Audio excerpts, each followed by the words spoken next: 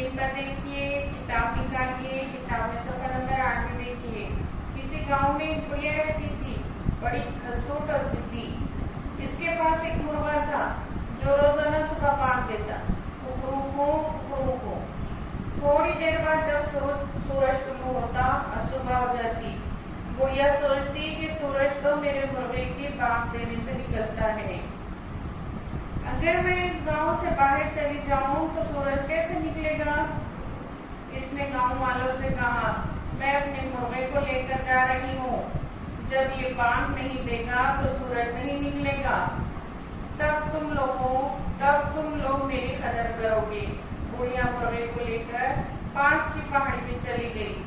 रात गुजरी और सुबह वक्त पर सूरज तुलू हुआ। बुढ़िया मुंह लटकाए लौट आई।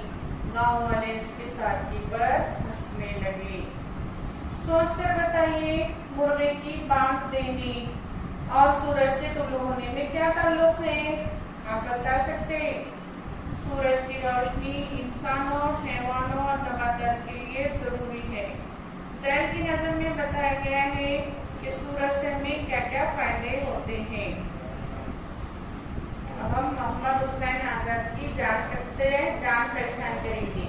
मौलाना मोहम्मद हुसैन आजाद 10 जून 1830 को दिल्ली में पैदा हुए। उन्हें बचपन से शायरी का शौक था। उनके वालिद का नाम मौलाना मोहम्मद बाकर था, जिन्हें 1857 में कत्ल के इल्जाम में अंग्रेज हुकूमत ने शहीद कर दिया। इस वाक़े के बाद मोहम्मद हुसैन आजाद दिल्ली से लखनऊ और फिर लाहौर आ गए। इनकी काबिलियत को देखकर उन्हें गवर्नमेंट कॉलेज में अरबी और फारसी का प्रोफेसर मुकर्रर किया गया। क़सस-ए हिंद, आबे हयात और दरबार अकबरी उनकी अहम किताबें हैं। आबे हयात उनकी बेहतरीन तस्नीफ मानी जाती है, जिसमें उर्दू नज़म के मशहूर शोरा के हालात और कलाम के नमूने दर्ज हैं। मोहम्मद हुसैन आजाद ने 22 जनवरी 1910 को लाहौर में वफात पाई। मेरे बच्चों, नज़म हम पढ़कर सुना रहे हैं, स्क्रीन पर भी नजर आ रही है। मगर साथ ही साथ किताबें निकाल कर देखेंगे तो ज्यादा फायदा होगा। किताब पर उंगली रखिए और देखिए। निकल आया सूरज बड़ी देर बाद, जरा आँख खोलो बहुत दिन चढ़ा। न सो अब नहीं है ये सोने का वक्त, उठो है ये मुंह हाथ धोने का वक्त। ये सुनते ही लड़का हुआ उठ खड़ा, वही हाथ मुंह धो के हाजिर हुआ। कहा बाप ने फिर बड़े प्यार से, सुनो आज सूरज के तुम फायदे। ये दुनिया में करता बहुत काम है, बड़े हमको देता ये आराम है। ये निकले तो दिन हमें काम को, छुप जाए तो दे रात आराम को।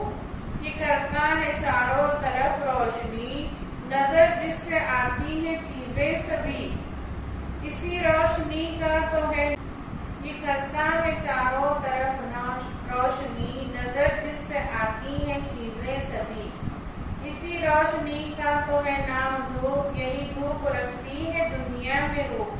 पड़ा करती सर्दी है जब जोर की, तो ये धूप लगती है कैसी भली।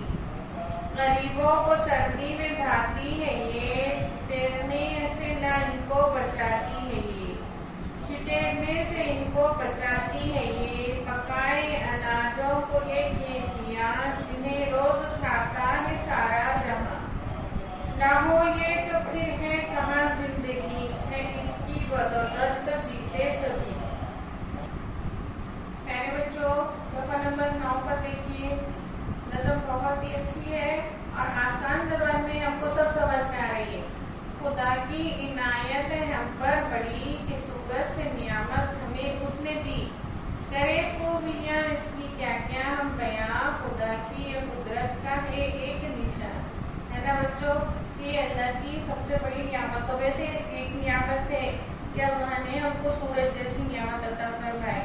अगर सूरज नहीं होता तो हम सोच कर तस्वुर भी नहीं कर सकते कि सूरज नहीं होता तो क्या होता। थोड़ा सा इस नज़म का खुलासा पढ़िए तो हमको तमाम नज़म समझ में आएगी। सूरज सुबह के वक्त मशरिक से निकलता है और शाम को मगरिब में गुरूब हो जाता है।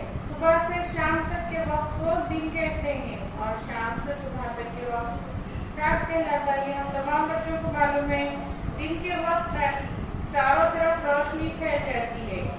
یہ روشنی ہمیں سورج سے حاصل ہوتی ہے. اس روشنی میں ہم اپنے روزانہ کے کام کرتے ہیں. سورج کی روشنی کو دھوپ بھی کہتے ہیں. سردی کے موسم میں یہ دھوپ بڑی بھلی لگتی ہے.